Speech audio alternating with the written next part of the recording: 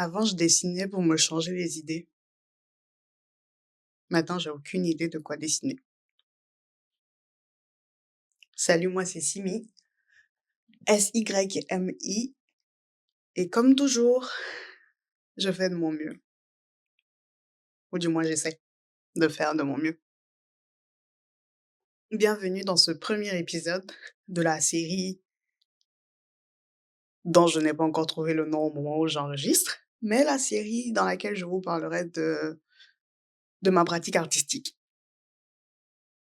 Il faut savoir que j'ai failli dire il faut sachez que, mais non, hein, voilà.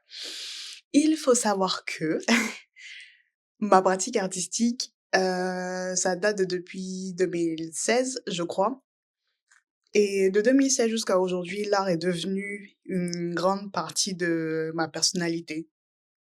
Genre, tous mes proches, mes amis, ma famille et cetera, utiliseraient forcément le mot «artiste» si on leur demandait de me décrire, et par artiste, je pense qu'ils entendent tous une version un peu Temu de Basquiat, genre.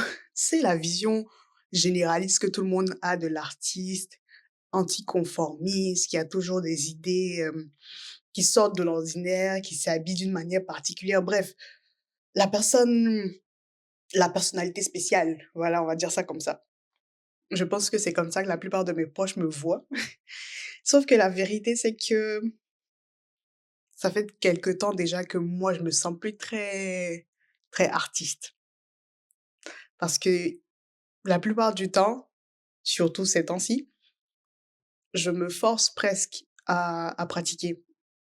Ce n'est plus aussi instinctif qu'avant.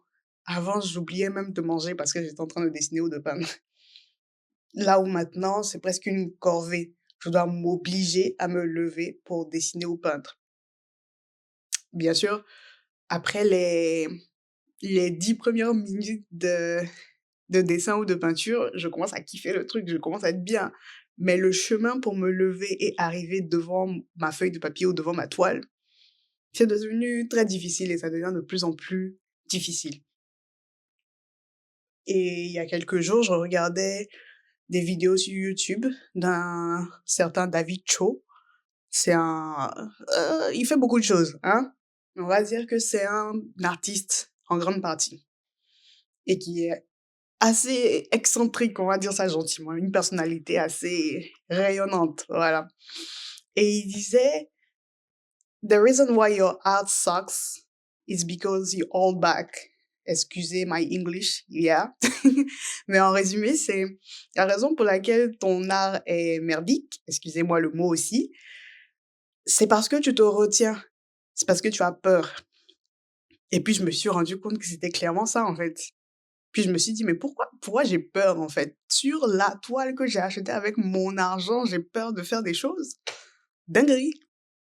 Et surtout avec la peinture qui est littéralement des couches de peinture sur d'autres couches. C'est-à-dire que si je fais n'importe quoi en griffe, je peux toujours rajouter une grosse couche de blanc et puis on repart à zéro en fait. Du coup, il y a littéralement aucune raison d'avoir peur de faire ce que j'ai envie de faire. Et puis je me suis rendu compte que la réflexion, c'est peut-être ce qui me retenait, en fait. Mon travail, c'est une grande partie de réflexion. Je passe toujours plein de temps à réfléchir à ce que je vais peindre plutôt qu'à vraiment peindre. Et quand je trouve enfin la force et l'idée géniale pour venir peindre, je suis toujours en train de réfléchir pendant que je pendant que je peins, au point où je suis pas vraiment dans l'instant, en fait. Et ça a ses avantages comme ses inconvénients parce que ajouter de la réflexion derrière mes travaux, c'est ce qui leur donne un sens. Et moi, j'ai envie de faire des choses qui ont du sens. Mais au point que parfois ça devienne mécanique, là, je me suis dit: il y a peut-être, un problème là, quand même, ouais». Et du coup, j'ai décidé de m'affranchir de tout ça, et de peindre ce que j'ai vraiment envie de peindre. Genre hier, j'étais en train de peindre et je me suis dit: «Oh, je vais faire un ciel jaune». J'ai fait un ciel jaune, voilà. Je me suis dit: «Ouais, mais au lieu de faire un soleil, et si je faisais plusieurs cercles dans le ciel?» J'ai fait plusieurs cercles dans le ciel et puis voilà. Mmh? Voilà, c'est ma peinture, c'est mon argent, c'est ma toile, je fais ce que je veux, purée. Donc là, pour le moment, je suis toujours, hein, en train d'avancer à pas de bébé dans cette, nouvelle aventure de liberté, on va dire ça comme ça. Mais quand j'aurai réussi à me faire plus de temps, à dégager du temps et surtout quand j'aurai assez de sous parce que, hein, on n'en parle pas assez, mais la peinture là, ça coûte cher. La peinture, la toile, tout ça, ça coûte cher. Donc quand j'aurai les sous nécessaires, je vais m'acheter une toile, je sais pas encore, mais une toile un peu originale, pas carrée ou pas rectangulaire, genre une toile ovale. Voilà, des couleurs dont j'ai pas l'habitude, genre du vert. J'utilise jamais enfin pas jamais, j'utilise très rarement du vert dans mes peintures. Du coup, une toile avec une forme atypique, des couleurs dont j'ai pas l'habitude et puis je vais essayer de pondre quelque chose sans trop réfléchir, juste en me laissant porter par le flow de la créativité et voilà.